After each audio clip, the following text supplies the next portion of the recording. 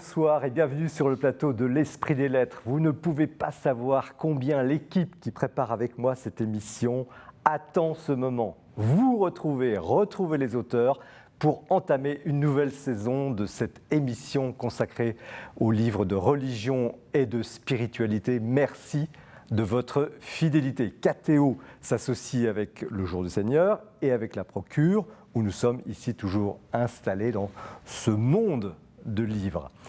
Nous commençons l'année en fanfare avec 3 sujets sérieux, mais absolument passionnants. L'Ukraine. Avez-vous une idée des 1000 années d'histoire, de culture qui peuvent éclairer justement ce conflit? Le Saint-Suaire à Turin, est-ce qu'il s'agit d'une supercherie ou d'une authentique relique? Et puis la question récurrente que nous avons souvent abordée sur ce plateau de l'évangélisation, de la mission de l'Église. Est-ce que les catholiques, et pourquoi les catholiques, auraient perdu leur ardeur? Jean-François Colossimo, bonsoir. Bonsoir. Alors vous êtes un éditeur, directeur des éditions du Cerf, dont nous avons souvent des ouvrages ici, mais ça n'a rien à voir. Ce soir, c'est l'écrivain que nous recevons, analyste réputé, notamment sur la question des liens entre les religions, le monde, les politiques. Vous connaissez également intimement le christianisme orthodoxe, et votre expertise associe donc la spiritualité, la théologie, l'histoire, la culture, la politique, la géopolitique, et cette connaissance, vous l'appliquez à la crise ukrainienne. Et cela donne ce livre intitulé « La crucifixion de l'Ukraine, 1000 ans de guerre de religion en Europe ». C'est publié chez Albin Michel. Donc c'est une fresque absolument grandiose qui suscite des débats. On va évidemment en parler. C'est un livre exigeant sur un sujet très très tendu, mais qui apporte une lecture inédite et très pertinente de ce conflit, justement, qui n'est pas vu à la lumière des 10 années qui viennent de s'écouler, mais des 1000 dernières années. Frère Jean-Thomas de Borgard, bonsoir. Bonsoir. Alors, vous êtes un jeune dominicain, comme on dit, actuellement au couvent de Bordeaux, où vous enseignez l'histoire de la philosophie médiévale. Vous êtes également aumônier de lycée. Et c'est peut-être cette expérience avec les plus jeunes qui vous a conduit à écrire ce petit livre de spiritualité, publié au Cerf, avec un titre très énigmatique, « La spiritualité de la bûche, l'art de mettre le feu sur la terre ». C'est le sous-titre. Alors vous allez nous rendre compte de ce titre. On ne va pas vous laisser partir sans que vous nous expliquiez tout ça dans le détail, mais je trouve que le livre donne sur la vie chrétienne une approche extrêmement... c'est très très accessible, même à des gens qui sont peu familiers et du christianisme, voire de la spiritualité. Vous rendez tout cela accessible à tous, compréhensible, et une spiritualité à la portée de chacun, mais qui recèle ici et là des pépites que nous allons découvrir en vous écoutant. Jean-Christian Petit-Fils, bonsoir. Bonsoir. Alors vous êtes, vous aussi, comme Jean-François Colossimo, déjà venu sur ce plateau. Vous êtes un historien, écrivain de renom. On n'a pas trop besoin de vous présenter. Vous avez écrit une trentaine d'ouvrages, dont un célèbre Jésus, pour lequel vous étiez venu ici déjà. Et alors vous revenez avec une enquête. L'éditeur Talandier écrit « L'enquête définitive », en bandeau de couverture. Je dirais pourquoi. Vous direz pourquoi. Sur l'une des énigmes les plus incroyables, à la fois ancienne et contemporaine, celle du Saint-Suaire de Turin, donc titre de l'ouvrage, le Saint-Suaire de Turin, avec ce sous-titre « Témoin de la passion de Jésus-Christ ». Alors, à la lecture, on se demande d'ailleurs ce qui vous aurait échappé dans cette quête historique quasiment exhaustive, à la fois sur la longue vie du Saint-Suaire, convoité, vénéré, controversé, et puis son spectaculaire réveil, c'était à la fin du 19e siècle, avec l'invention de la photographie qui met à jour finalement l'image d'ailleurs qui est sur la couverture du livre. Et puis, il y a l'épisode en 1989 de la datation carbone 14 qui remet en cause la nature de l'objet et donc qui relance un débat. Alors, est-ce que c'est du vrai, est-ce que c'est du faux? Nous allons le voir ensemble tout à l'heure. Trois ouvrages donc toujours différents, des auteurs confirmés, des auteurs débutants, si vous permettez. C'est la richesse de cette émission. Nous commençons comme chaque mois par un tour d'horizon de l'actualité du libraire que Mathilde Mailleux nous a préparé avec beaucoup de soin. L'actualité du livre religieux en cette rentrée, eh bien, ce sont des voix que j'ai choisi de vous présenter, des voix pour répondre aux questionnements d'aujourd'hui, à ces crises multiples qui traversent notre pays. Eh bien, tout d'abord, c'est avec un événement littéraire, c'est celui d'Adrien Candiard, le jeune dominicain si apprécié qui revient avec un titre choc. Quelques mots avant l'Apocalypse, lire l'Évangile en temps de crise, c'est publié aux éditions du Cerf.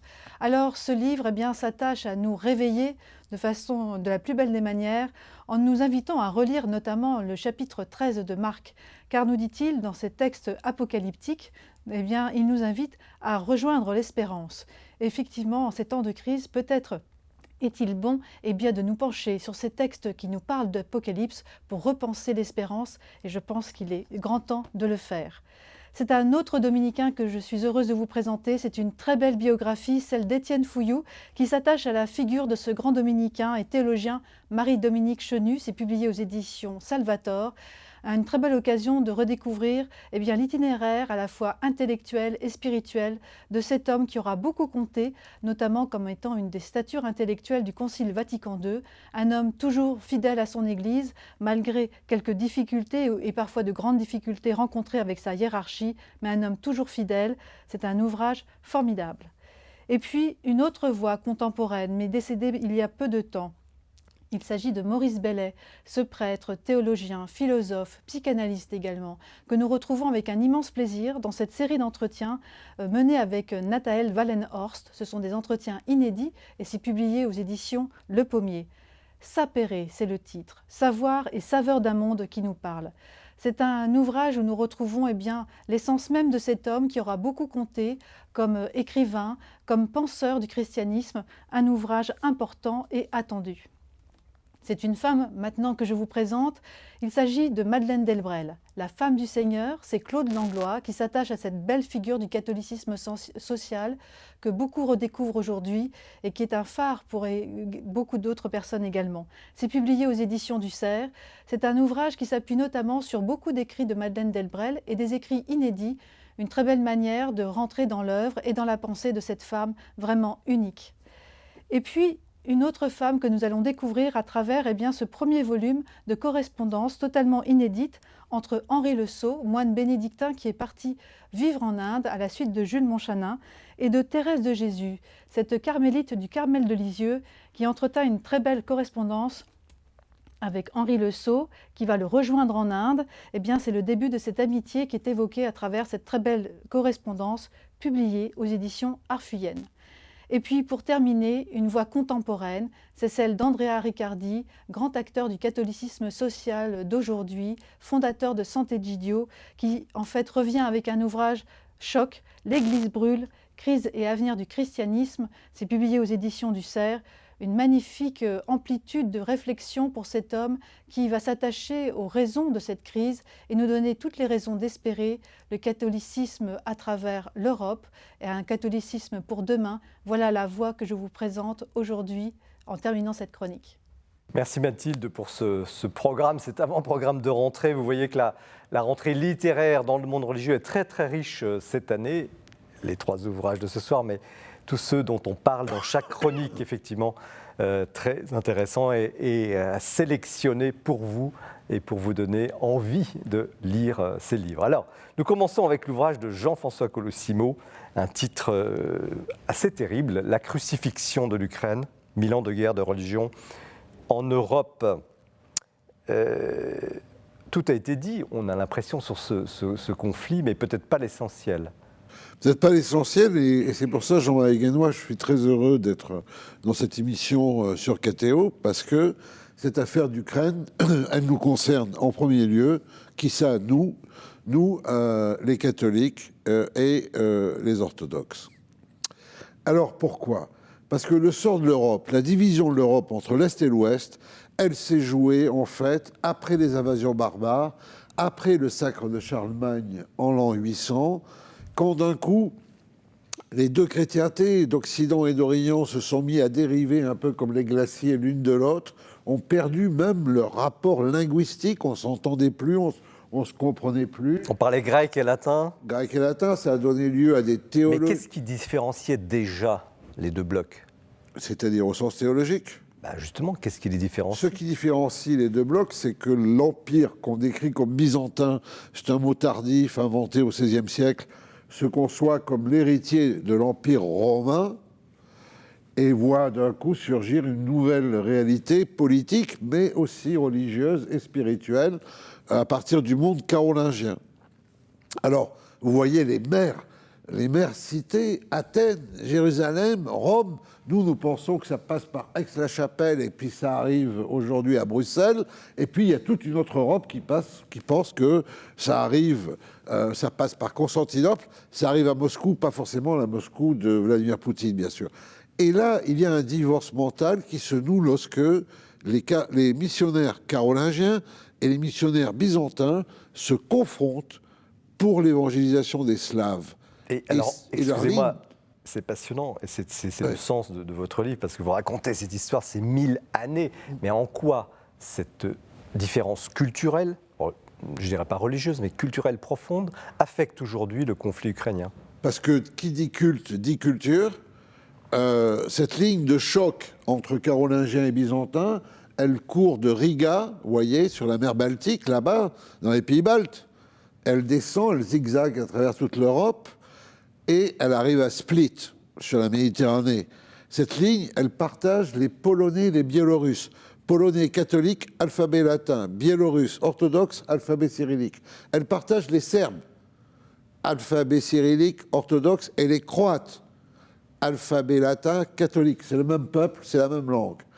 Elle, cette ligne, c'est autour d'elle que n'arrêtent de s'unir et de divorcer Tchèques et Slovaques.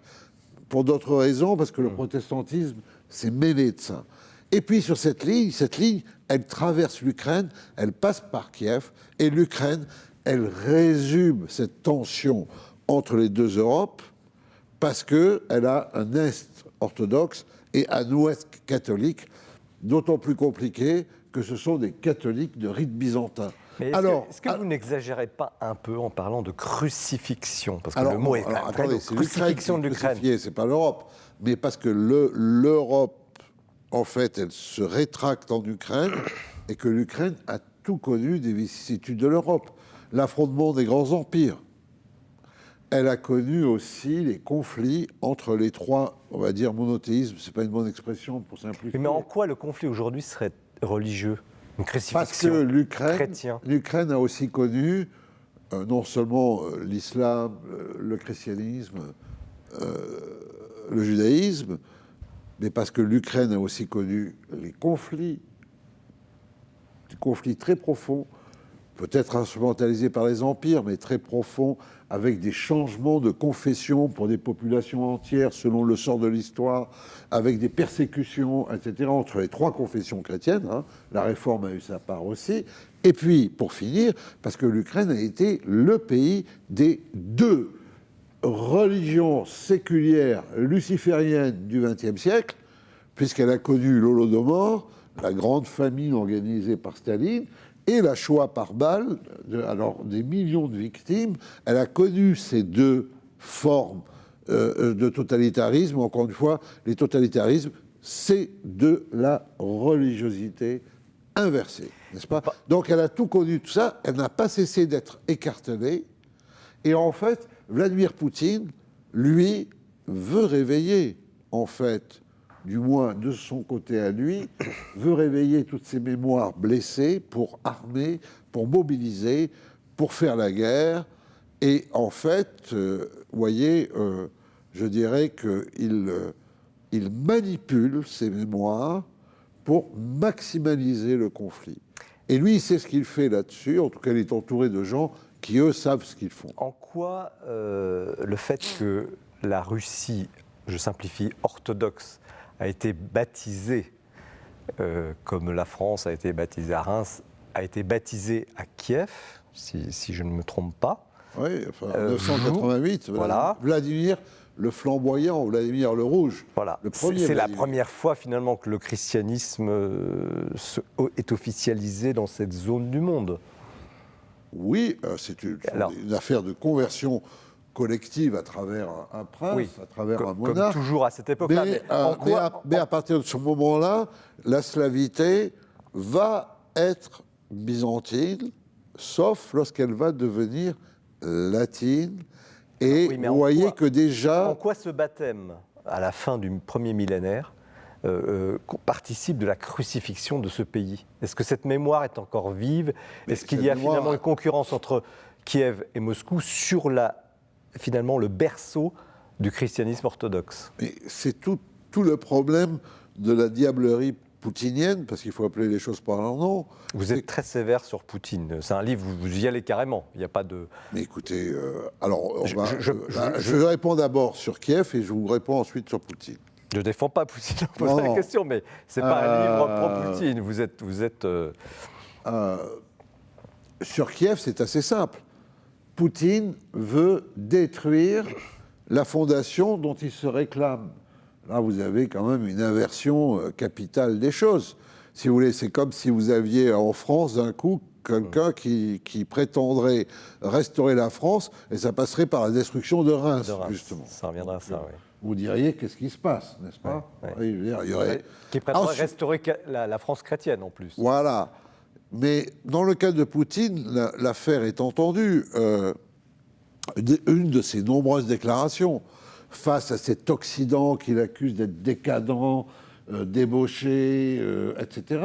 Mais lui, son fond, c'est le nihilisme russe des terroristes russes qui s'inspiraient d'ailleurs des terroristes français de 1793, et terrorisme dont Lénine a fait une politique d'État, celle du goulag.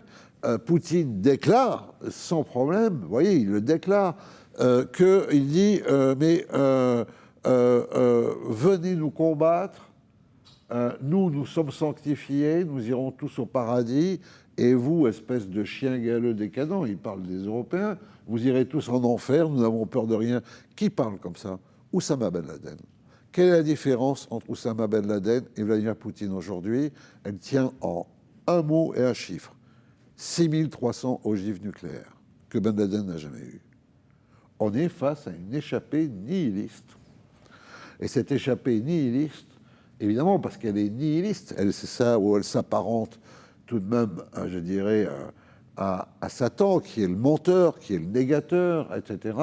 En plus, elle s'empare de symboles chrétiens, prétend mener une croisade pour les valeurs, je dirais, du christianisme, et en fait, commet une guerre fratricide. Il faut quand même se rappeler que 7 à 8 Ukrainiens sur 10 sont orthodoxes, n'est-ce pas? Est-ce qu'il y a les une catholiques sont en prétention minorité à être, parce que c'est un des thèmes, le livre est extrêmement riche, je parlais d'une fresque, ouais. Vous balayez l'histoire, la culture, c'est absolument passionnant. Mais est-ce qu'il y a une prétention à être la nouvelle Rome chez... Oui, alors la troisième Rome, parce que vous savez que un des problèmes, justement, qui est un peu antérieur au 8e siècle, c'est que l'empereur Constantin se convertit, mais il décide de changer de capitale, et il laisse le pape de Rome derrière lui lorsqu'il va édifier Constantinople. Et c'est normal qu'il laisse le pape de Rome derrière lui, parce qu'un évêque est attaché à son siège. Mais à partir de ce moment-là, vous allez avoir Constantinople, la seconde Rome, et il va y avoir un conflit entre les deux Roms sur l'interprétation de la primauté. Alors, il faut bien dire quelque chose tout de même, c'est que Constantinople n'a jamais nié la primauté de Rome, mais n'a jamais entendu la primauté de Rome comme on l'entendait à Rome. Il faut quand même aussi ne faut pas réduire ces véritables querelles ecclésiologiques, théologiques, à de simples enjeux de pouvoir. Il y avait une différence d'interprétation. Bon, alors après, qui a raison, qui a tort, à chacun de choisir. Mais en attendant, il y avait un véritable différent de perspective théologique, ce n'était pas simplement des questions d'ambition entre personnes, villes, tout ça c'est du mauvais marxisme, du mauvais matérialisme. L'histoire elle est mue par des gens qui Poutine ont des passions et des convictions. Est-ce qu'aujourd'hui Poutine veut refonder une sorte de... Alors après ça, il y a eu l'idéologie de la troisième Rome sous Ivan le Terrible. Alors la chose est simple, la première Rome a trahi la foi, c'est pour ça qu'elle est tombée aux mains des barbares. La deuxième Rome a trahi non plus la foi, mais oui, elle a trahi plutôt, je dirais, la vertu. C'est pour ça qu'elle est tombée aux mains des Turcs. Fort heureusement, Dieu a choisi une troisième Rome qui, elle, vaincra tout ce qui est en face d'elle. Alors ça c'est pour l'idéologie. La vérité, c'est que la principauté de Kiev disparaît très vite sous les Mongols, puis ensuite sous cette grande alliance polono-lituanienne, c'est à ce moment-là une grande force politique, un empire. La Pologne sera dépecée plus tard par la Russie, par les puissances germaniques, mais là, elle est en royauté. Et la Moscovie naît au moment où elle est à peu près le seul État orthodoxe libre, puisque tous les autres peuples orthodoxes sont tombés sous la domination turco-ottomane. C'est la richesse de l'ouvrage, parce que vous racontez ça, c'est passionnant. Après le XVe siècle. Mais je veux dire simplement, oui, il y a une angoisse originelle chez les Russes de disparaître. Oui, il y a une angoisse très forte chez les Russes de ne pas connaître les limites de leur espace, parce que leur espace semble infini. Oui, il y a une angoisse chez les Russes de mériter cette orthodoxie qui leur est arrivée très tardivement, au Xe siècle, etc. Toutes ces angoisses empilées ne sauraient pour autant justifier la guerre criminelle que mène Vladimir Poutine, de la même façon que les États-Unis, certes, n'ont jamais voulu que la Russie se porte bien après la chute de l'URSS, mais Poutine s'est très bien débrouillé, il a marqué des points, il a avalé une partie de la Géorgie, il a annexé la Crimée, etc. S'il n'était pas à plaindre, c'est pas non plus une victime, c'est ça que je veux dire. Vous dites qu'il n'y aura pas de happy end, pas de fin heureuse. Comment mettre fin à cette spirale pourtant ? Mais regardez ce qui s'est passé. Le problème de la Russie, c'est l'amnésie d'un côté et l'hypermnésie de l'autre. Il y a un problème de mémoire. Ce problème de mémoire, c'est qu'il n'y a pas eu de Nuremberg du communisme. Et quand il n'y a pas eu de Nuremberg du communisme, Poutine, petit à petit, dans sa volonté de restaurer une espèce de vision impériale qui était complètement inadaptée à l'état réel de la Russie, qu'est-ce qu'il a fait ? Eh bien, il a manipulé la mémoire. L'association mémoriale, qui se voulait un conservatoire du goulag.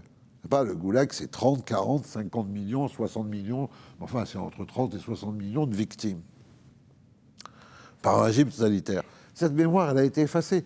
L'association mémorielle luttait pour constituer cette mémoire. Elle a été interdite quelques jours avant l'invasion de l'Ukraine. Vous savez pourquoi ? Parce qu'il fallait qu'on couvre les crimes du passé, qu'on les enterre pour pouvoir commettre les crimes du présent.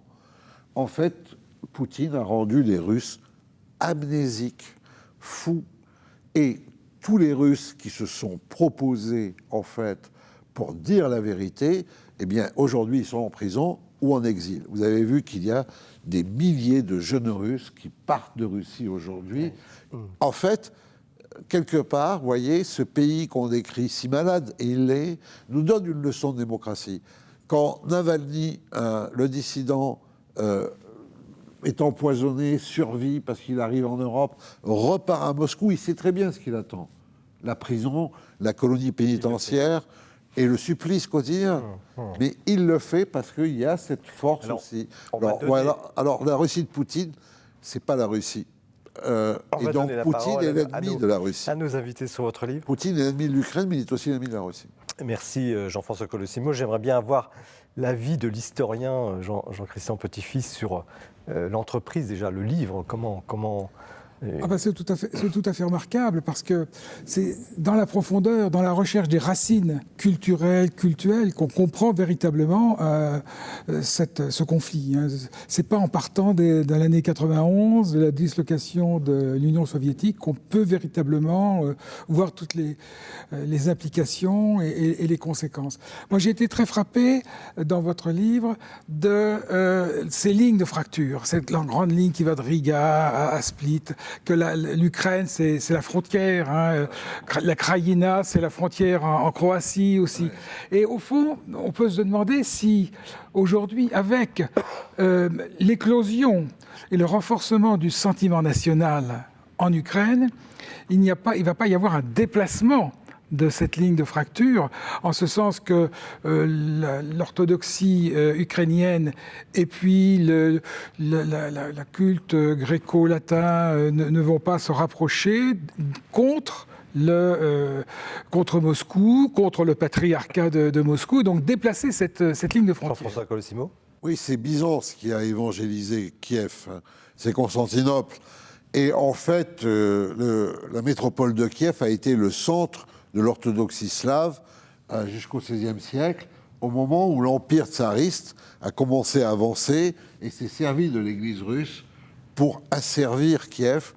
Et en fait, en 2019, le patriarche de Constantinople, Bartholomé, qui est le primat de l'orthodoxie, de 300 millions d'orthodoxes dans le monde, qui est très lié d'amitié avec le pape François, c'est lui qui a donné son indépendance ecclésiastique à l'Ukraine. Est-ce qu'il n'a pas commis une erreur à ce moment-là ?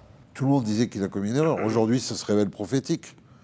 Comment on pouvait rester orthodoxe en Ukraine en étant dépendant d'un patriarche, Kirill en l'occurrence, qui était le premier turiféraire de Vladimir Poutine et qui justifiait les agressions russes contre l'Ukraine, la Crimée, le Donbass depuis 2014. Est-ce que ça pourrait aller jusqu'au basculement, retour à Constantinople ? Et on ne pouvait pas être orthodoxe et dépendre. Ça c'était depuis en fait l'indépendance. Est-ce qu'aujourd'hui, l'orthodoxie russe pourrait revenir à Constantinople ?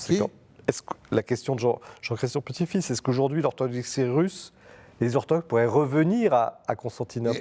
Ils n'ont pas à revenir à Constantinople. Aujourd'hui, ils ont ce qu'on appelle l'autocéphalie. Ils sont constitués en... Non, je parle des Russes. Je parle de ce monde qui serait dégoûté par l'attitude du patriarcat. Ah, écoutez, Bartholomé, c'est, je crois, le 263e patriarche de Constantinople, et Kirill, c'est le 16e ou 17e patriarche de Moscou. Ça donne une idée quand même sur la précarité de ce patriarcat qui d'ailleurs a été érigé par Constantinople. Ouais. La vérité, c'est pas ça. La vérité, c'est que Kirill est l'homme d'un pacte scellé dans les années 1970 par Nicodème de Léningrad, parce que l'Église russe devait survivre. Elle avait donné plus de martyrs que 20 siècles de christianisme en totalité, tout ça à peu près en quelques dizaines d'années.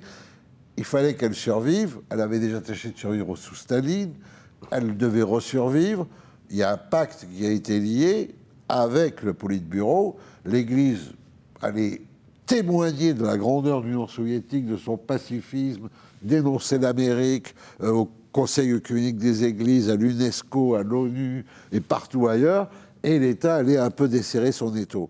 Le problème, c'est que déjà, c'était vraiment questionnable. Pour la petite histoire, le métropolite Nicodème de Léningrad est mort dans les bras de Jean-Paul Ier lors du brévissime pontificat de Jean-Paul Ier d'une crise cardiaque. Mais alors, collusion, attendez, il faut qu'on donne la parole à chacun. J'ai envie de demander une question impossible, mais je m'adresse aux Dominicains. Cette collusion politico-religieuse que dénonce Jean-François Colosimo, comment ça vous apparaît-elle en tant que religieux catholique, en tant que théologien ? Alors, ce qui m'a frappé, au début, j'étais un petit peu surpris dans la lecture du livre de M. Colosimo par la présentation, dans un premier temps, un peu synthétique, et notamment, il y a un moment, toute une série de binômes oppositionnels entre le monde orthodoxe et le monde catholique, et où il mettait la politique du côté catholique. Ce qui, effectivement, compte tenu de la suite de l'histoire, était quand même assez, au minimum, un peu amusant, ou tragique. Et ce qui est certain, c'est que pour un théologien catholique, il y a quelque chose qui s'observe, qui est dramatique, c'est le fait qu'à partir du moment où la communion avec Rome, quelle que soit la manière dont on la pense, est rompu, en réalité, ce sont toujours les pouvoirs politiques qui, à un moment ou à un autre, prennent le relais. Le fait d'avoir la papauté, avec toutes ses limites et tout ce qu'on veut, ça permet à minima une certaine forme d'indépendance vis-à-vis des pouvoirs politiques, qui est le talon d'Achille, à mon avis, de l'orthodoxie en règle générale, et singulièrement, effectivement, et particulièrement ces dernières années, du patriarcat de Moscou. Ça, c'est sûr, avec en plus une sorte de force centrifuge, centripète, je ne sais jamais dans quel sens c'est, qui est que plus on s'écarte de la communion avec Rome, plus en réalité on se fragmente. Ce n'est pas seulement un des blocs qui s'écartent, vous preniez l'image des glaciers qui s'écartent, mais c'est que quand on s'écarte de la primauté romaine, encore une fois, avec toutes les modulations qu'on peut mettre sur ce qu'on entend par la primauté romaine, en règle générale, on aboutit à une fragmentation. Ça a été le cas dans le monde orthodoxe, ça a été le cas dans le monde protestant éminemment, et ça, c'est vraiment assez dommageable. Bon, moi, je n'adhère pas du tout à cette vision-là, qui est une vision très convenue sur le monde orthodoxe. Oui. Et très lointaine. Le patriarche Kirill, c'est l'homme du communisme. Ça n'a rien à voir avec l'orthodoxie. KGB. C'est un KGBiste, c'est un oligarque, c'est un homme qui a été formé dans le KGB. Après 1991, il n'y a que 2 institutions qui tiennent debout. C'est ce patriarcat totalement déjà KGBiste et le KGB de l'autre côté. C'est ça qu'il faut bien comprendre. Ouais. Et ce qu'il faut bien comprendre, c'est que l'Église russe, dans sa nature intrinsèque, elle a tellement été soumise au pouvoir politique qu'entre 1917 et 1941, elle n'a donné que 600 évêques, 40 000 prêtres, 120 000 moines et moniales martyrs. Bon, c'est pas tout à fait un score d'inféodation au pouvoir politique, n'est-ce pas ? Bien sûr. On aimerait d'ailleurs que toutes les églises puissent en dire autant, et que quand on regarde dans les Balkans, on pourrait aussi trouver, par exemple, des comportements au sujet des oustachis croates, dans leur volonté génocidaire sur les Serbes. Donc je ne suis pas sûr qu'il faille faire des comptes comme ça, parce que je crois que... Si vous permettez, parce que le plateau... Non, mais je vous dis, je ne crois pas que ça soit une très bonne idée. La dernière mot à Jean-Christian Petit-Fils, c'est cette espèce de à la fois d'attraction, manipulation du pouvoir politique sur le pouvoir religieux, émancipation. Est-ce qu'il y a des exemples dans l'histoire où finalement la religion, les religions arrivent à trouver leur indépendance et leur rôle dans la société? C'est très difficile, toute l'histoire de la France, la lutte contre la papauté, contre la théocratie. On n'en sortira jamais. Voilà, c'est des luttes complexes et finalement, c'est vrai que la séparation de l'Église et de l'État n'est pas la plus mauvaise solution, parce que ça évite l'empiètement du pouvoir politique sur la religion, qui a été très souvent le cas, plutôt que l'inverse. Ce livre est passionnant et de passion, parce qu'il est écrit avec beaucoup de raison et beaucoup de passion. Vous rendez magnifiquement ces 1000 ans de guerre de religion en Europe chez Albin Michel. C'est un livre qui ne laisse pas du tout indifférent. Vous voyez d'ailleurs notre débat et plateau, et c'est le sens aussi de cette émission. Merci Jean-François Colosimo. Alors, l'émission galope parce que les thèmes sont effectivement très intéressants, et c'est déjà l'heure du coup de cœur qui est présenté par Jean-François Rode.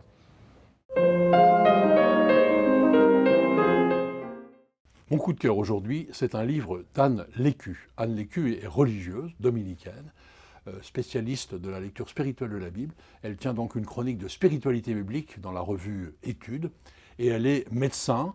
Elle exerce en milieu carcéral depuis 25 ans, en particulier à Fleury-Mérogis. Autant dire que sa spiritualité est tout sauf évaporée et désincarnée. Elle traite donc aujourd'hui, elle nous fournit peut-être son meilleur livre autour du thème « Afin que vous donniez du fruit ». C'est vraiment un thème universel. Je crois que nous avons tous envie, évidemment, de porter du fruit. Personne n'a envie d'être stérile. Et nous nous décourageons, même souvent, lorsque nous ne voyons pas les fruits de notre action. Or, peut-être que le fruit n'est pas tout à fait la même chose que le succès. Et peut-être que nous jugeons un peu trop vite de la fécondité de nos actions ou de nos œuvres. Peut-être faut-il laisser le jugement à Dieu et ne pas oublier le proverbe « l'un sème, l'autre moissonne ». Enfin, ce thème de porter du fruit traverse évidemment toute la Bible, l'Ancien et Nouveau Testament. Et c'est le premier mérite peut-être de ce livre que d'être une magistrale leçon de lecture de la Bible. Anne Lécu nous apprend à mieux considérer les textes, à mieux se servir des étymologies, à faire des croisements, des réminiscences, dans une sorte de vagabondage qui est tout sauf fortuit. C'est une véritable école de lecture. Alors, pour traiter ce thème, eh bien, Anne Lécu reprend toutes les grandes métaphores de la Bible, en commençant évidemment par l'arbre du Jardin d'Éden, l'arbre de la connaissance, le fruit défendu, mais en traitant aussi évidemment les matriarches stériles, le figuier de Jérémie, mais aussi le figuier, vous vous rappelez dans cet épisode de l'Évangile très curieux où Jésus se fâche contre un figuier qui ne donne pas de fruits alors que ce n'est pas la saison. Évidemment le blé, Anne Lécu fait une relecture de la parabole du semeur pour essayer de comprendre ce que c'est qu'une parole juste et féconde, et la vigne évidemment. Alors, donc je vous assure, laissez-vous porter par cette experte pour goûter les fruits de l'esprit, et je vous le garantis, ce livre lui-même est un fruit savoureux et nourrissant. Merci Jean-François, nous avons reçu plusieurs fois Anne Lécu sur ce plateau, c'était effectivement toujours riche et surtout une expérience hors norme. Nous continuons cette émission avec le livre du frère Jean-Thomas de Beauregard, jeune dominicain, La spiritualité de la bûche, donc l'art de mettre le feu sur la terre, pas le feu nucléaire, on change de sujet, cette fois quelque chose de plus apaisé. D'abord un petit mot sur vous, quel est votre parcours en quelques... Alors, d'abord, ça fait 10 ans que je suis dominicain. Vous avez quel âge ? J'ai 35 ans. Ça fait 3 ans que je suis prêtre. Et donc, effectivement, depuis lors, outre des études complémentaires, là maintenant, j'enseigne pour les frères dominicains en formation. Et puis, j'ai différents apostolats. Qu'est-ce qui vous a conduit dans cette voie ? Qu'est-ce qui m'a conduit dans cette voie ? Le bon Dieu, j'espère, d'abord, dans un premier temps. Et puis, moi, je faisais des études en sciences politiques dans l'école du même nom à Paris. Et je me suis intéressé... Vous prépariez les grands concours ? Je préparais les concours administratifs, comme tout bon Sciences Po qui se respecte. Dont l'ENA ? Et l'ENA, entre autres. Et en fait, je m'étais assez vite aperçu que je n'étais pas forcément un grand mystique et que donc il fallait que je travaille l'intelligence de la foi. Et un prêtre m'avait mis sur la piste de saint Thomas d'Aquin, et puis aussi de Journet, de Maritain, et de fil en aiguille, je suis allé jusqu'au berceau de saint Thomas et donc jusqu'aux dominicains. Voilà, c'est comme Vous ça avez toujours eu la foi ? J'ai toujours eu la foi, je venais d'une famille catholique, pratiquante, j'ai même un autre frère qui est prêtre, et sans les grands bouleversements qui peuvent avoir lieu à l'adolescence, où on met tout en cause, c'est passé assez paisiblement d'une foi reçue par les parents à une foi personnelle, parce qu'il y avait des relais, que ce soit intellectuels. Si vous croisez des gens, des gens qui nous regardent, qui s'interrogeraient sur votre habit, oui. Qu'est-ce que vous diriez qu'est-ce que c'est qu'un dominicain ? Qu'est-ce que c'est qu'un dominicain ? C'est un drôle de type qui passe beaucoup de temps à étudier, à prier et à prêcher, et qui fait tout ça entouré de frères. Et c'est vraiment les 4 piliers de la vie dominicaine. La vie commune, la vie de prière, l'étude et la prédication, avec un lien très fort justement entre l'étude et la prédication, parce que on a une prédication qui s'adresse d'abord à l'intelligence. Évidemment, elle s'adresse aussi au cœur, heureusement, mais aussi à l'intelligence, parce que les émotions, c'est un peu sinusoïdal et ça peut nous conduire en divers endroits. Quand on a réussi à toucher une intelligence, la foi peut gagner en stabilité, et puis tout simplement, en intelligence, tout simplement. Et c'est toujours bon d'avoir une foi un peu intelligente. D'où l'importance des livres. Ça fait la synthèse entre la prédication. Alors, je brûle, oui, de vous poser la question sur le titre, parce que la spiritualité de la bûche, qu'est-ce que ça veut dire, l'art de mettre le feu sur la terre ? Bon, ok, admettons, mais la bûche, qu'est-ce que ça vient faire ? Alors, la spiritualité de la bûche, ça m'était venu en fait en discutant, et puis il avait fait une petite homélie là-dessus avec un frère de ma province, le frère Alain Kilissi, que peut-être certains des spectateurs connaissent parce qu'il a beaucoup écrit, c'est un grand prédicateur, et qui disait, Les grands mystiques du Carmel nous parlent du fait que l'âme va être enflammée par l'Esprit Saint, brûlée de charité, être divinisée, pour prendre un thème cher à l'orthodoxie, par la grâce. Mais le commun des chrétiens, à commencer par moi, la plupart du temps, on sait qu'on doit un jour brûler, mais enfin, on se sent plutôt bûche, inerte, pas très brûlante, justement. Et il faut à la fois se dire et croire qu'à un moment, on va effectivement être saisi par le feu de l'Esprit Saint et pouvoir rayonner et réchauffer les cœurs autour de nous, mais en attendant peut-être se dire j'ai foi dans mon destin de bûche et comme je dis à un moment, il faut imaginer une bûche heureuse. Peut-être pas glorieux, mais c'est déjà pas mal. Alors quels sont vos conseils pour brûler du feu de Dieu ? Alors les conseils pour brûler du feu de Dieu, en fait, d'une certaine manière, c'est les mêmes depuis le début depuis Jésus. C'est la fréquentation de la parole de Dieu, c'est les sacrements, c'est aussi un certain enracinement dans la tradition de l'Église, fréquenter justement les grands auteurs, Thomas d'Aquin, Catherine de Sienne, ou des auteurs plus récents qui ne sont pas forcément des religieux ni des théologiens, Bernanos par exemple, pour vraiment profiter de toutes les ressources qu'on a. En fait, on a un trésor infini dans lequel il y a qu'à puiser, et puis en plus aujourd'hui on a tous les moyens technologiques pour les avoir à disposition, donc c'est pas très compliqué. Et ensuite après, une fois qu'on se les applique, il faut sortir. Votre livre, je dis pas un livre de recettes, je veux pas être désobligeant parce que c'est pas ça, mais quand même vous prenez par la main des gens qui ne connaîtraient rien à la spiritualité ou peu au christianisme, et vous les conduisez finalement à un certain mystère de l'Église. Oui. Je crois que c'est important, là aussi, à la fois d'avoir un vrai effort missionnaire de type charismatique, annoncer que Jésus est sauveur, que Jésus est Dieu, etc., mais d'aller un petit peu plus loin, de montrer, quand on entre dans l'Église, qu'est-ce que ça veut dire, qu'est-ce que sont les différents sacrements, qu'est-ce qu'on est amené à vivre, quelles sont les vertus qu'on peut cultiver, comment, au fond, l'Esprit Saint se saisit de nous et nous configure progressivement au Christ, nous fait ressembler au Christ. Si vous aviez un conseil. Si j'avais un conseil, faire confiance à la grâce, quand même. Le fait que Dieu peut et veut nous transformer, il veut nous saisir, il veut faire de nous des apôtres, il veut faire de nous des saints. C'est quand même assez exaltant de se dire qu'on est appelé à vivre de la vie même de Dieu.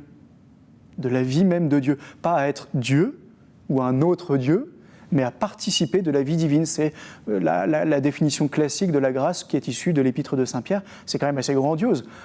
Savoir ça et essayer d'en vivre, c'est quand même déjà pas mal. Et alors, qu'est-ce que vous dites aux gens qui, vous l'évoquiez un petit peu au début, désespérément, sachant cela, peut-être, la grâce et tout ça, sont à l'état de bûche inerte sur le chemin ?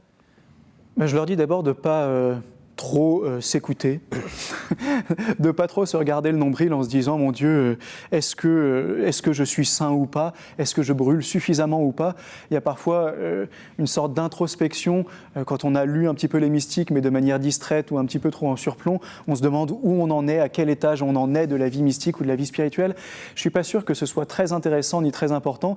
On se regarde le nombril sous le regard de Dieu, mais on se regarde le nombril. Non, il faut regarder le Christ crucifié, vivre dans l'Église, sentir avec l'Église, et puis effectivement, oui, se donner encore une fois les moyens classiques, ils sont là, ils sont juste apportés. Dites lesquels, parce que...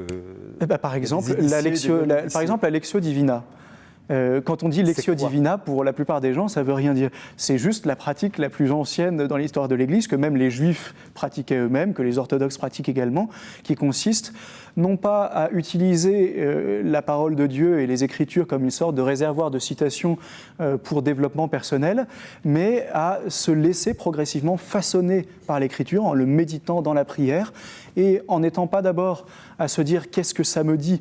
à moi aujourd'hui maintenant compte tenu de mes petites préoccupations, mais qu'est-ce que ça dit de Dieu ? Et ensuite, effectivement, comment ça entre dans ma vie. Et ça, les moines et puis beaucoup d'autres spirituels disent, alors certains vont tracer une sorte d'itinéraire de comment est-ce qu'on lit la Bible avec des étapes. On peut le faire de manière beaucoup plus simple, mais en tout cas, fréquenter la parole de Dieu pour se laisser façonner par elle, c'est capital. C'est peut-être une des redécouvertes, on a un peu glosé trop là-dessus, de Vatican II, mais c'est quand même assez vrai, de nous mettre accessible à tout le peuple chrétien et pas seulement aux clercs, la Bible. Est-ce que l'Église n'a pas, parce que dans votre livre il y a effectivement cette voie pédagogique vers la spiritualité, puis il y a aussi finalement une certaine critique que vous adressez à l'Église d'être un peu devenue justement un peu froide, avoir perdu son ardeur, sa ferveur. Alors, est-ce qu'on a encore le droit aujourd'hui de parler de sa foi comme vous le faites ? Est-ce que vous ne frisez pas le prosélytisme ? Est-ce qu'on ne va pas vous dire… Alors moi, je ne prends pas du tout le prosélytisme pour un gros mot. Alors, je prends ça pour un précepte du Christ. Et accessoirement, c'est la dernière parole qu'il adresse aux disciples dans les 4 évangiles, donc son testament, à savoir aller dans le monde entier, baptiser tous les peuples au nom du Père, du Fils et du Saint-Esprit. Alors, si c'est la dernière parole du Christ, me semble-t-il qu'on peut la prendre un peu au sérieux. Alors, pourquoi l'Église aujourd'hui a peur de Je crois qu'il y a une forme un petit peu lénifiante qui conçoit l'évangélisation comme quelque chose qui va agresser les gens dans ce qu'ils sont, dans leurs convictions. Non, évidemment, s'il s'agit de forcer les gens, là on n'est plus dans l'ordre de la foi, qui est nécessairement une démarche libre. Mais en revanche, pour qu'elle soit libre, il faut encore qu'elle soit proposée de manière explicite, qu'on dise ce qu'on est, ce qu'on croit, et qu'on respecte suffisamment l'autre, justement, pour le croire capable de recevoir ce qu'on a à dire. Souvent on dit je ne vais pas leur annoncer le Christ, je ne vais pas évangéliser parce que je veux le respecter en tant qu'agnostique, en tant qu'athée, en tant que musulman, en tant que tout ce que vous voulez. Mais si je ne lui dis jamais, et si je ne lui fais jamais confiance pour qu'il accueille la vérité, et la seule vérité qui sauve, qui est celle du Christ, en fait je ne le respecte pas du tout. Au contraire, je le méprise en disant oui, je le respecte, je l'aime et donc je le laisse exactement dans ce qu'il est en n'ayant aucune confiance dans le fait qu'il peut se transformer, qu'il peut se convertir et qu'il peut se laisser saisir par le Christ, unique médiateur. Mais quand vous parlez de catholiques invisibles, inaudibles, c'est quand même très sévère pour la situation. C'est sévère, mais c'est vrai. C'est sévère, mais c'est vrai. Alors, c'est un petit peu moins vrai maintenant parce que, après toute une période où on était déjà très largement minoritaire en Occident et en France, mais où on ne s'en rendait pas compte, il y a une force d'inertie. En sociologie, c'est toujours un petit peu pareil. On capitalise sur ce qui n'existe déjà plus. Maintenant, les jeunes générations savent qu'ils sont ultra minoritaires, qu'ils ne comptent pas pour grand-chose dans la société, que leurs idées sont combattues. Mais au moins, comme ils le savent, ils en tiennent compte et ils n'ont pas peur. Ils sortent davantage que leurs aînés. Et effectivement, ils ont tellement été bassinés, passez-moi l'expression, mais c'est vraiment ce que, comme jeune catholique, j'ai ressenti comme étudiant. Ils ont tellement été bassinés avec le discours sur le dialogue, l'altérité, etc., qui a ses beautés, qui est important, etc., qu'à un moment, ils ont envie de dire très bien, mais sortons. Disons ce qu'on a à dire, mettons la lampe sur le lampadaire et ne la mettons pas sur le boisseau, parce qu'encore une fois, c'est le précepte du Christ, et que si vraiment la foi est ce qu'il y a de plus précieux, de plus grand, de plus beau, alors on serait égoïste et même un peu criminel, si Dieu est vraiment l'unique, en Jésus-Christ est l'unique sauveur, de ne pas le partager au monde entier. Est-ce qu'il y a une rupture de génération ? Vous parlez de la nouvelle génération. Est-ce que dans l'Église, vos supérieurs ou les évêques ou je ne sais qui regarderaient ce que vous venez, ou écouteraient ce que vous venez de dire avec une certaine circonspection, en disant attention ? Je pense que ça n'est plus le cas. Je pense que ça a pu être le cas. Je n'aime pas trop le discours qui consiste à opposer les générations. On entend un petit peu ça dans l'Église, c'est une sorte de base continue qui consiste à dire que la génération d'avant n'a rien compris. Et d'ailleurs, la génération qu'on estime n'avoir rien compris estimait que la génération précédente n'avait rien compris non plus, qu'on se renvoie la balle. En tout cas, ce qui est bien, c'est si nos pasteurs, nos évêques, nos supérieurs, et je crois que d'une manière générale c'est le cas, accueillent les initiatives qui vont dans le sens de l'évangélisation. Ils n'en sont pas toujours à l'initiative, mais tant mieux. L'Église, ce n'est pas le politburo qui fait un plan quinquennal sur le mode de l'URSS, qui décide on a cette priorité, et c'est comme ça que ça va se passer, de haut en bas.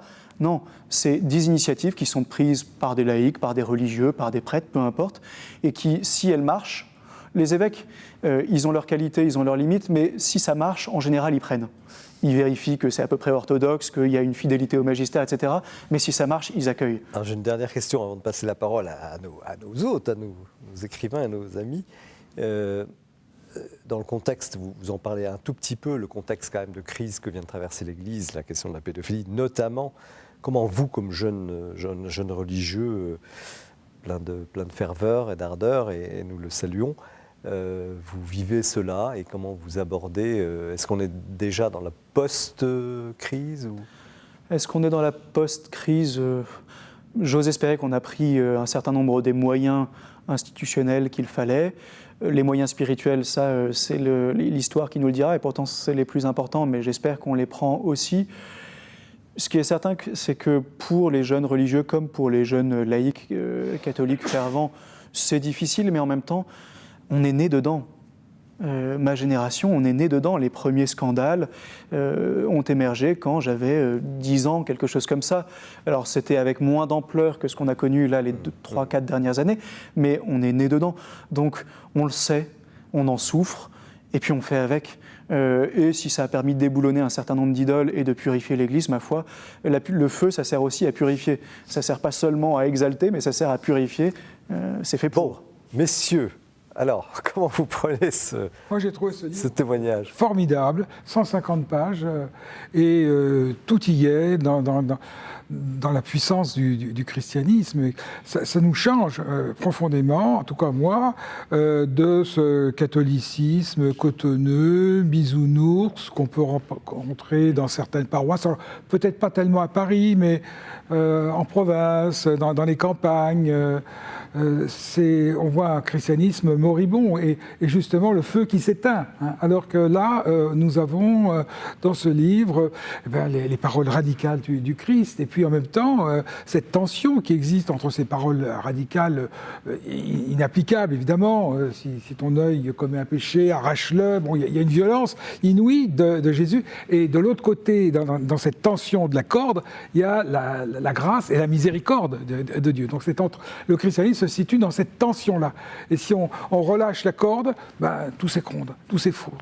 C'est ça qui m'a marqué, et je trouve que vraiment ce livre mérite d'être lu, médité. Ça va de la prière, de l'oraison, à la nécessaire annonce à temps et à contre-temps de la parole de Dieu.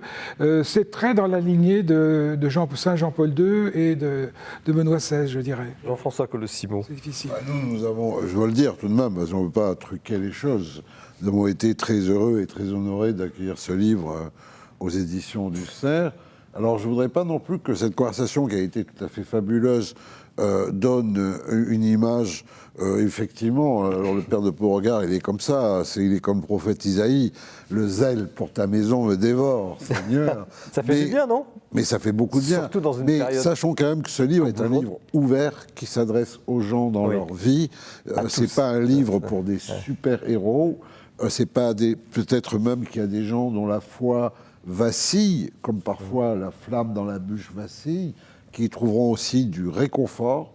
Je voudrais dire que c'est un livre qui est exigeant, mais totalement exigeant d'humanité profonde et d'attention à la fragilité humaine aussi, n'est-ce pas? Et ça, je crois qu'il faut quand même le dire, parce que c'est un des signes, un tout petit peu, évidemment, il en fait partie, et c'est magnifique, du fait que c'est cristallisé autour du Cerf, dans le Cerf, qui a simplement fait qu'accueillir ce mouvement, tous ces dominicains, jeunes, très jeunes, moins jeunes, etc., mais qui participent vraiment d'une espèce d'école de spiritualité, qui puise énormément dans la Sainte Écriture, dans la Bible, mais qui s'adresse aussi aux gens dans la quotidienneté. Il y a une espèce, alors ils sont tous différents, ils ne pensent pas tous pareil, mais ils ont un style comme ça, et on le voit là, qui est un style, je dirais, d'une immense proximité avec l'homme et la femme d'aujourd'hui. Tel qu'il est.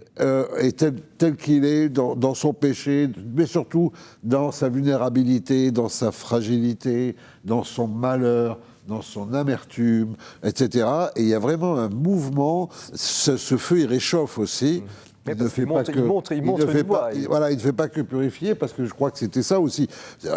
Un titre surprenant, tu vois, le spirituel de la bûche. Bon, tu vois, je ne sais pas qui a eu cette idée, l'éditeur. Non, c'est tout à fait l'auteur. D'ailleurs, l'éditeur aurait pu avoir un peu des doutes, je veux dire. Mais ce qu'il y a de convaincant, c'est que la bûche, elle se consume pour les autres aussi. Et ça me semble aussi très important.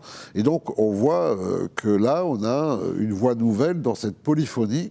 Hein, c'est une polyphonie qui se nourrit de la province dominicaine de France, de celle de Toulouse, qui se nourrit de l'Institut dominicain du Caire, de l'École biblique de Jérusalem, de l'Université de Fribourg, c'est une polyphonie d'expressions françaises. Vous parlez de l'ordre dominicain, c'est quand même pas mal. Promoteur de l'ordre, on devrait vous nommer promoteur de l'ordre. Mais, et non, je crois que c'est ça. Et là, on en a un très bel exemple. Et vraiment, on a reçu ce livre. Bon. Et je pense qu'il sera reçu parce qu'il y a cette dimension d'une prédication, oui, qui est centrée sur le salut de la personne réelle, telle qu'elle est là, telle que Dieu la voit, et telle qu'elle peut s'ouvrir à Dieu. Et je crois que c'est immense. Je voudrais revenir à la question de la fadeur supposée des chrétiens, mais quand même, et des catholiques en particulier. Qu'est-ce qui se passe? Comment expliquer cette situation? Je pose la question à chacun, parce que vous côtoyez, comme historien, vous venez de décrire un petit peu les années 70. C'est une fatalité, cette Non, je pense pas fadeur? que c'est une fatalité. Je crois qu'il y a eu malheureusement une sorte d'intériorisation de la norme qui confine, c'est le cas de le dire, c'est la période, la foi à l'intime. Et alors que c'est là aussi tout le contraire de ce que nous dit le Christ. La foi, elle se vit en Église, elle se vit en communauté, elle s'extériorise. Et nous, parce qu'on vit en France peut-être, ou parce qu'on vit en Europe qui suit la France de ce point de vue-là, on a intériorisé le fait que la foi, c'est le dimanche à la messe, c'est dans la quiétude de ma chambre ou de ma famille, mais alors dès que je sors de mon appartement ou de ma maison, là d'un coup, surtout, je ne dis rien. C'est anti-évangélique, et en plus, je pense que c'est aussi à la source du mépris que beaucoup nous portent en dehors de l'Église. C'est-à-dire que c'est pas seulement par rapport à nous, c'est que les gens à l'extérieur de l'Église, qu'ils soient agnostiques, athées ou d'une autre religion, nous méprisent à proportion de notre silence. Parce que si nous nous taisons, c'est qu'au fond, nous ne croyons pas réellement à ce que nous disons. C'est ça, je rejoins tout à fait ce que dit le frère, c'est-à-dire baisse de la foi, baisse intime de la foi, globalement bien entendu, absence ou difficulté à la transmission, et ça, il n'y a pas seulement d'ailleurs que l'enseignement religieux, c'est qui est responsable de ça? C'est l'évolution aussi de la société. La transmission, c'est une grande crise de nos générations et on n'arrive plus à transmettre, et en particulier la foi. Bon. Et puis alors les tensions à l'intérieur même de l'Église, des interprétations différentes, divergentes sur la morale chrétienne par exemple, et puis la sécularisation de la société qui conduit à ce que l'Église est marginalisée. La morale chrétienne est marginalisée jusqu'au jour où elle sera criminalisée presque, et remplacée par une autre morale. Jean-François Colossimo, est-ce que dans l'orthodoxie, il y a le même phénomène? Non, pour rendre justice à ce que disait le frère Jean-Thomas tout à l'heure, la sécularisation dans l'orthodoxie, c'est le nationalisme. Dans le christianisme oriental. Parce qu'il y a, pour des raisons historiques profondes, parce que dès le départ, il y a une espèce de christianisation peuple, foi. Mais la sécularisation dans le christianisme occidental, c'est l'humanitarisme. Oui. Et donc, d'un côté, ça donne effectivement des peuples en armes pour sauver leur foi, leur identité, qui ne comprennent pas que la foi n'est pas une identité. La foi, c'est ce qui détruit l'identité et l'amène vers ailleurs. Là, c'est l'aventure de saint Paul. Je veux dire, c'est qui fait, en tout cas, la consume pour la transcender, un peu comme la bûche. Et de l'autre côté, effectivement, de notre côté, on a cette espèce de mutation de l'Évangile dans un espèce de message horizontal où finalement la pratique du bien serait, je dirais, suffirait pour faire le salut. Mais la vérité, c'est ce que dit saint Séraphin de Sarof, il y a trois sortes de choses. Il y a les choses mal, il y a les choses bien, puis il y a les choses bien pour Dieu, mais en fait, il n'y a que les choses bien pour Dieu, parce que les choses bien qui ne sont pas pour Dieu, c'est du mal. La spiritualité de la bûche, l'art de mettre le feu sur la terre aux éditions du Cerf. Merci aussi de votre témoignage au cours de ce plateau sur cette émission qui, effectivement, ne laisse pas indifférent. Nous poursuivons l'émission.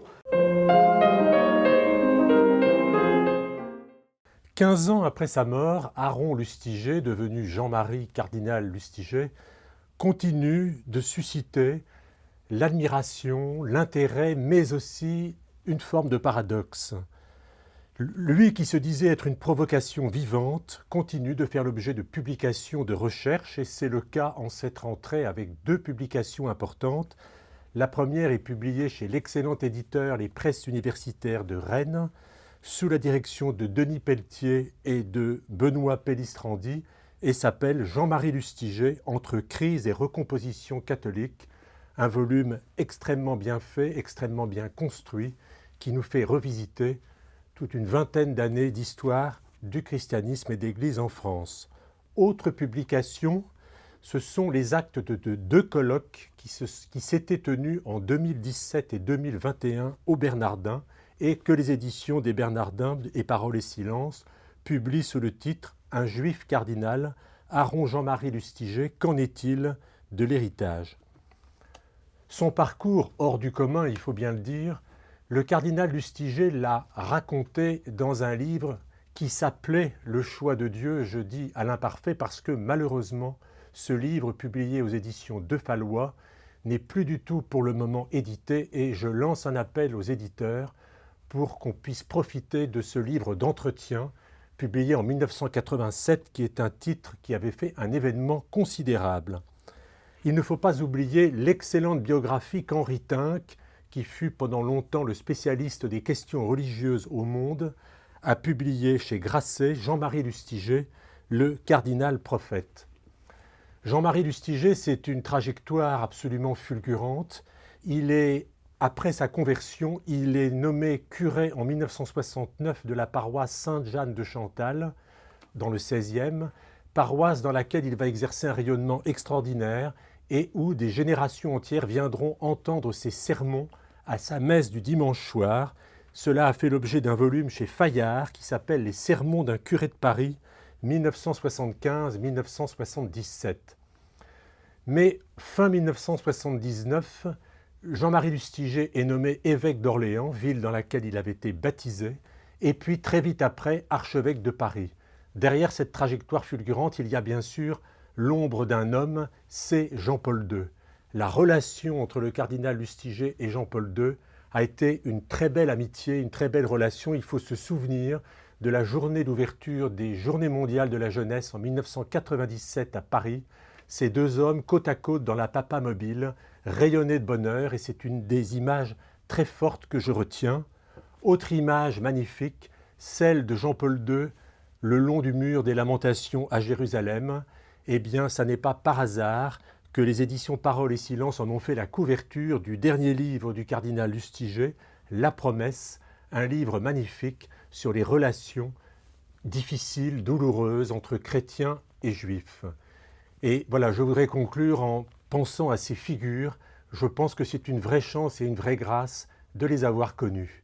Merci Bertrand pour ce portrait riche. Effectivement, quand on a connu cette personnalité, on revoit tellement de choses et il a tellement marqué, et son héritage est toujours vivant.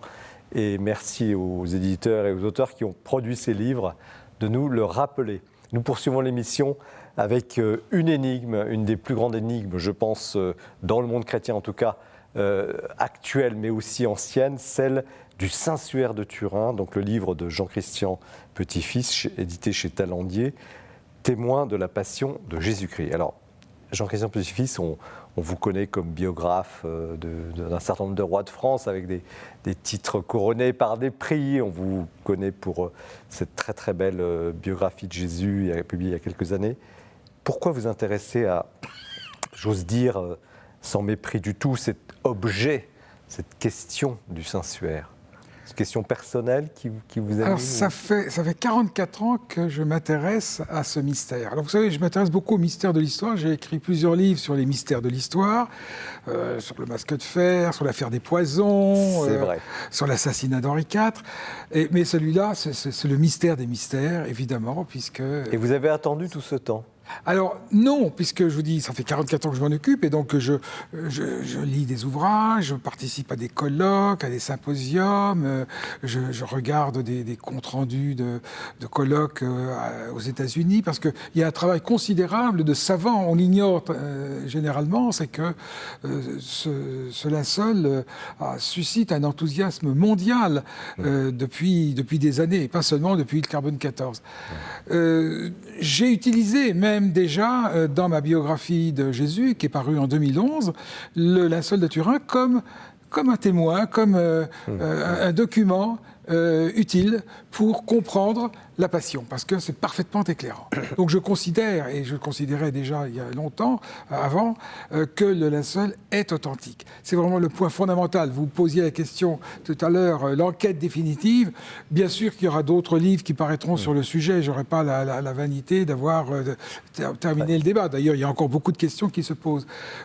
Peut-être y aura-t-il encore des expériences, quoique ça devient un peu difficile. On va en parler. Mais ce livre, il est en ce sens définitif parce qu'on ne peut plus reculer, on ne peut plus aller en arrière, on ne peut plus dire c'est un linge médiéval, on ne peut plus dire c'est peut-être le linceul de Jésus. Avant d'aborder ces questions, pour ceux qui connaissent mal, parce qu'il y a des gens qui voient l'image, bon là, tout le monde peut-on dire, connaît cette image, mais qu'est-ce que c'est que ce linceul?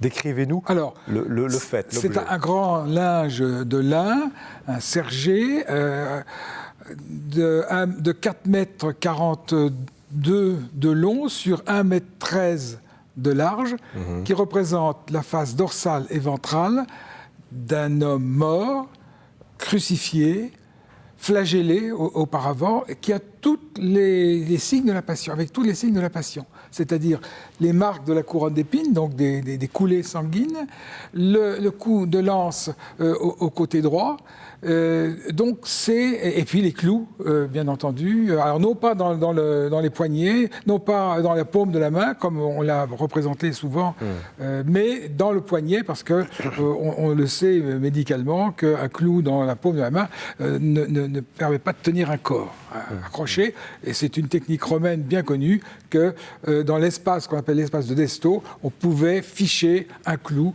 de quelques centimètres carrés. Qu'est-ce qui fait que donc l'analyse au carbone 14 de 1989 qui a défrayé la chronique, puis l'attitude assez distanciée, peut-on dire, des papes sur le sujet, a mis en cause la véridicité de ce linceul?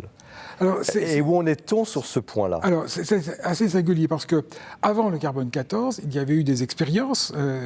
Ça a commencé en 1898 avec la photographie. Oui, vous racontez tout ça très bien d'ailleurs.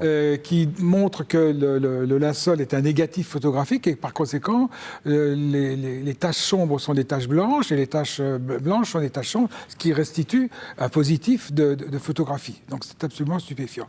Il y a eu des travaux du professeur Barbet, justement à propos de l'enclouement notamment, mais qui a montré la correspondance parfaite entre la Passion de Jésus et ce qu'on peut lire sur le linceul, la flagellation avec un fouet à la romaine, le flagrum avec 2 petites billes. On voit au microscope électronique la petite altère qui tient les 2 billes. On voit le liquide séreux qui s'est écoulé au moment à chaque coup de fouet. Pourquoi ça n'est pas une représentation picturale?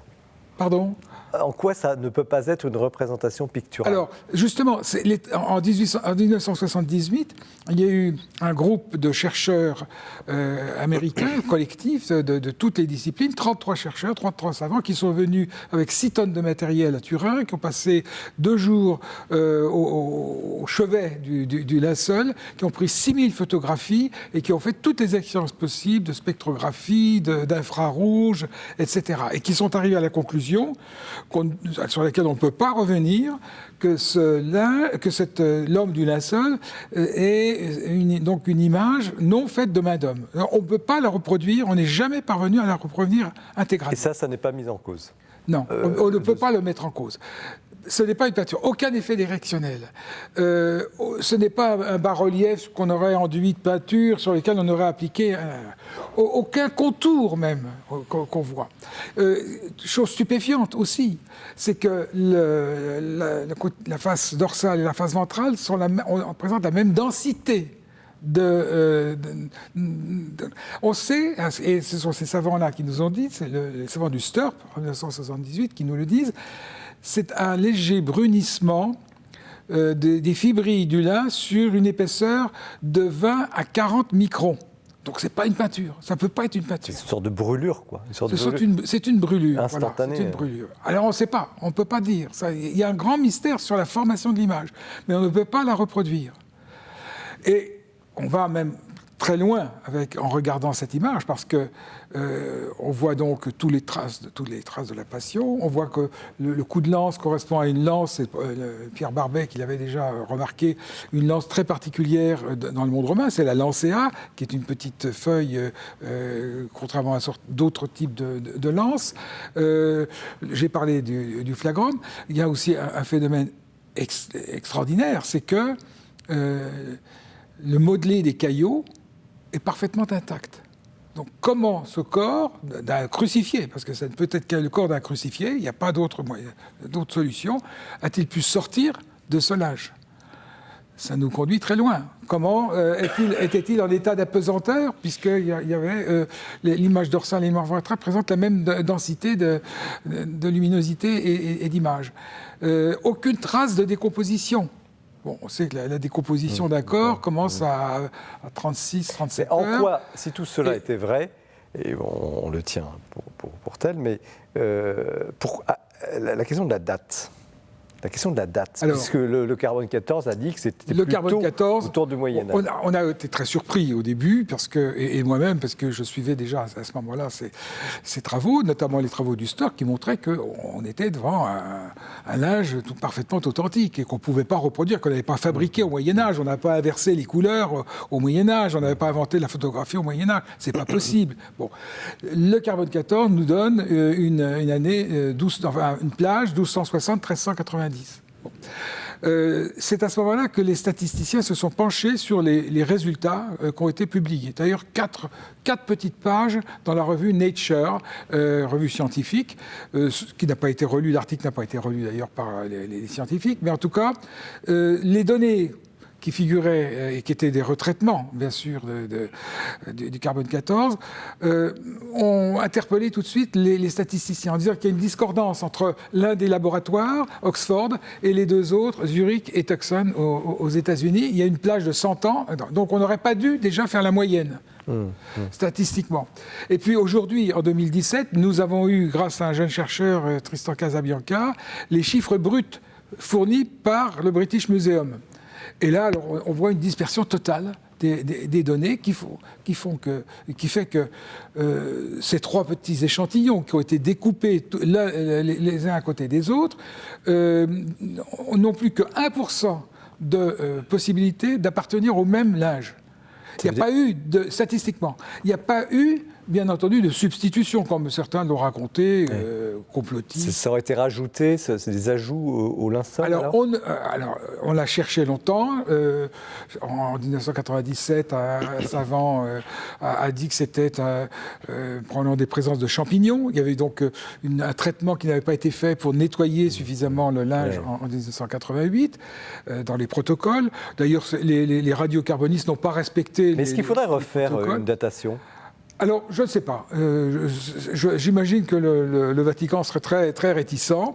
Et puis, on ne sait pas, parce qu'on ne sait pas comment l'image s'est formée. Donc, juste pour terminer sur ce point, c'est un savant qui s'appelle Raymond Rogers, qui, en 2005, a montré que ça avait été, les échantillons prélevés se situaient dans une zone de ravaudage. Donc, on avait du Moyen-Âge. Donc, on a remis des fils anciens, un peu de coton pour donner la même couleur. Et ça, c'est un travail très sérieux qui a été fait par Raymond Rogers et qui montre qu'il ne faut pas tenir compte de cela. Tout récemment... Donc, le problème de la datation viendrait de la source de ces échantillons. Voilà, mais on ne sait pas si on prenait un fil au milieu du linceul, il n'y aurait pas aussi d'autres contaminations. Bon, le linceul, il a circulé, il a séjourné pendant. C'est un autre sujet. Il a séjourné pendant. C'est un autre sujet, ça.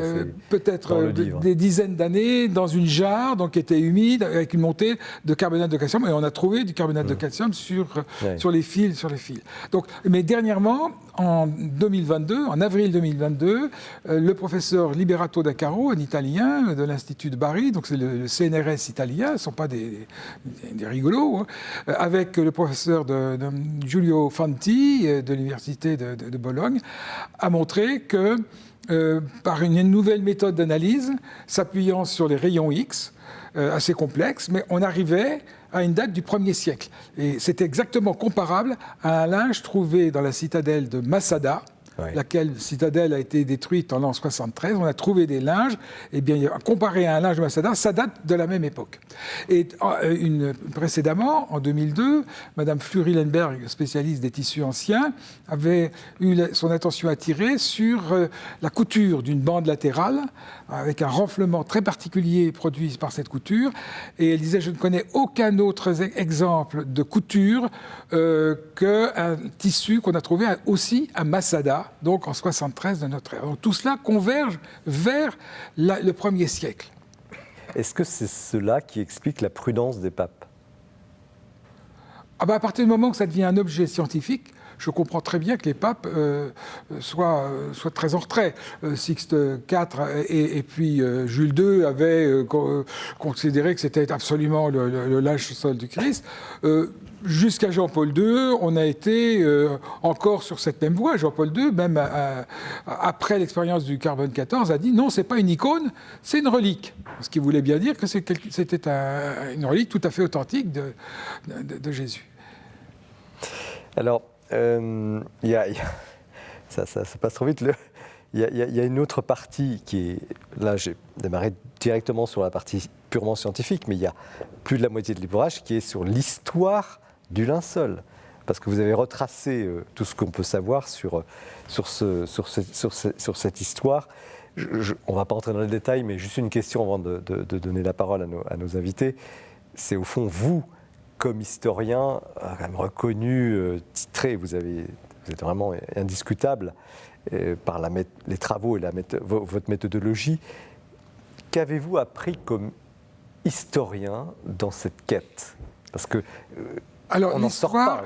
J'ai appris que l'histoire ne pouvait pas répondre à la question fondamentale de l'authenticité, parce qu'il y a un trou historique qui subsiste entre l'an 33, parce que Jésus est mort le 3 avril de l'an 33, à la Pâque c'est le 5 avril de l'an 33, au moment où on découvre le linge affaissé, Jean l'évangéliste et Simon-Pierre entrent dans le tombeau, voient les linges affaissés, au tonia, donc le linceul affaissé, comme si le corps avait disparu de l'intérieur, et puis le suaire, le linge qui avait été mis sur le visage, pas une mentonnière, qui a été mis sur le visage de Jésus, roulé à part, toujours dans le tombeau. Et il y a une correspondance d'ailleurs entre le suaire qui est à Oviedo, dans les Asturies, en Espagne, et le linceul. Les taches de sang se recoupent à certains endroits. Et c'est le même groupe sanguin. Même chose d'ailleurs pour la tunique d'Argenteuil, qui serait la tunique que Jésus aurait portée sur le chemin de croix. Voilà, donc historiquement, il y a un trou entre l'an 33 et l'an 387-388, date à laquelle, d'après moi, il arrive à Édesse, donc dans le sud-est de la Turquie, Urfa aujourd'hui. Et puis à partir de là, on a une continuité. Quand vous dites un trou, ça veut dire qu'on n'a pas de document ? Non, on n'a pas de document. On n'a pas de certitude. Donc, en revanche, nous avons aujourd'hui une certitude par la science. Oui, ça veut pas dire qu'il voilà ce que mon livre veut dire. On n'a pas de document. Mais la science nous donne la certitude que c'est bien. Alors, messieurs, qui commence ?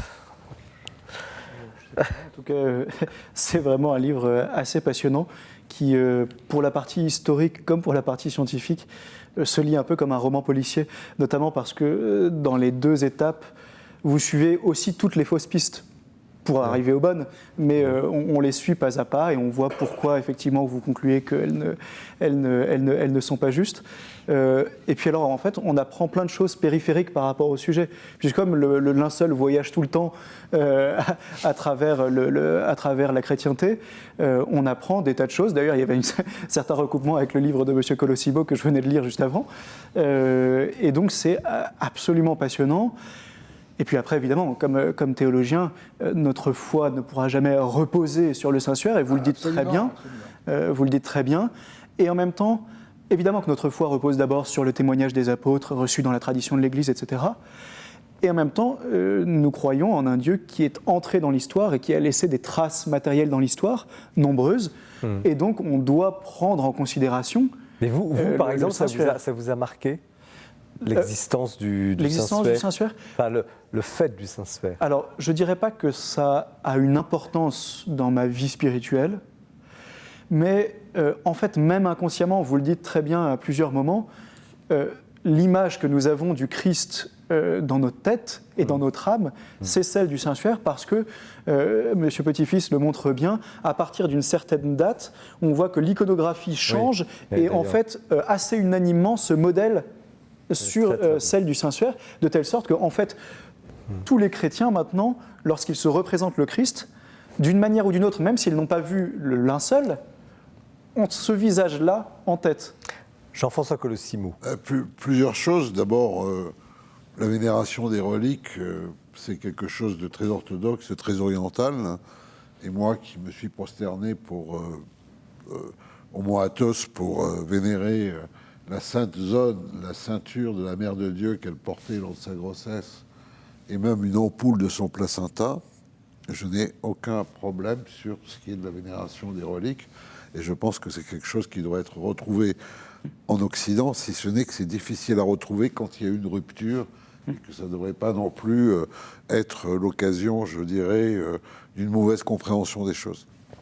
La deuxième chose, c'est que oui, malgré tout, les reliques ont aussi, je vois bien un peu la distinction que voulait faire Jean-Paul II, mais les reliques ont aussi une dimension iconique dans le sens où la relique, comme l'icône, la vénération, elle renvoie au prototype et non pas évidemment. Non, mais je sais bien que vous êtes. C'est pas du fétichisme. Voilà, vous êtes parfaitement d'accord.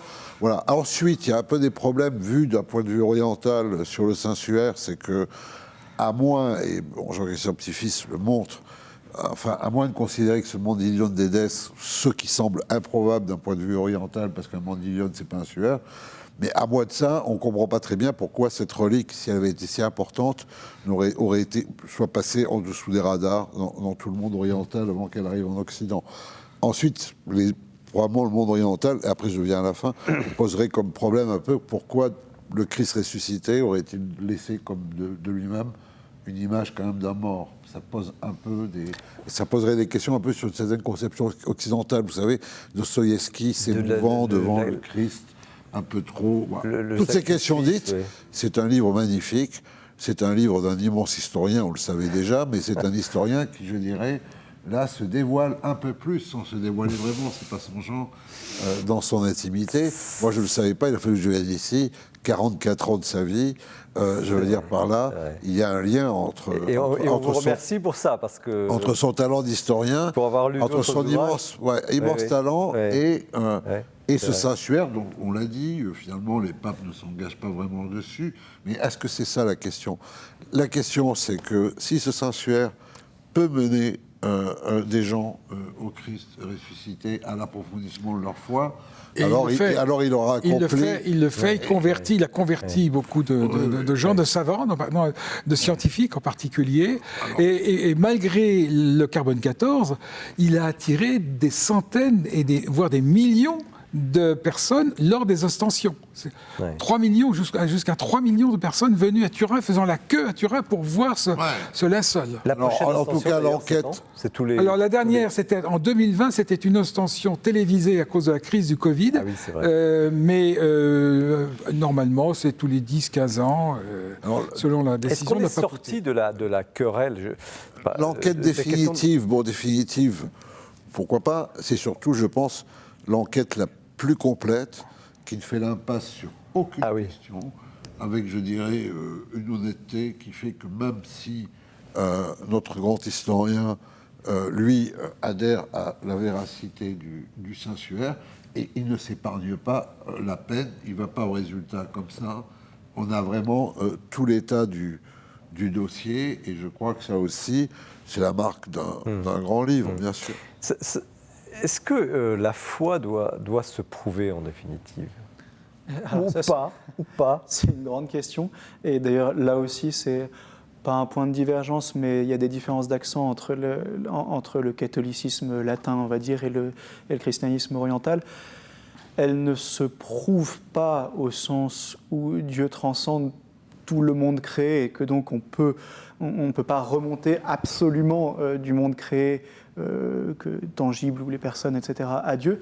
En même temps, il y a les fameuses voies de l'existence de Dieu, mais les voies de l'existence de Dieu, dans le meilleur des cas, et quand elles sont bonnes, comme c'est le cas par exemple chez saint Thomas d'Aquin, des voies philosophiques de l'existence de Dieu, elles vont nous mener à l'existence d'un premier principe, éventuellement créateur, ce qui est déjà énorme, mais elles ne vont pas nous mener au Dieu trinitaire, au Dieu de Jésus-Christ. Tout ça, saint Thomas d'ailleurs le dit à plusieurs reprises, autant le Dieu unique, on peut le montrer par la raison, on pourrait discuter de est-ce que c'est vrai ou pas, mais on va dire on peut le montrer par des démonstrations philosophiques.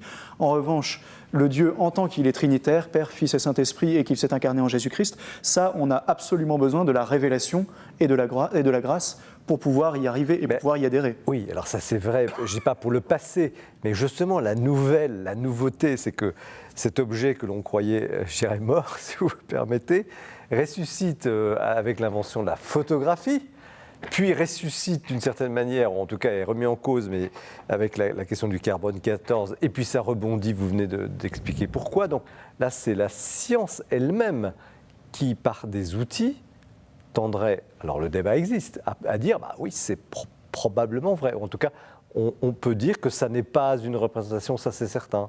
On ne sait pas comment ça s'est fait, etc. C'est pas une question de foi, alors, c'est très clair. C'est pas une question de foi.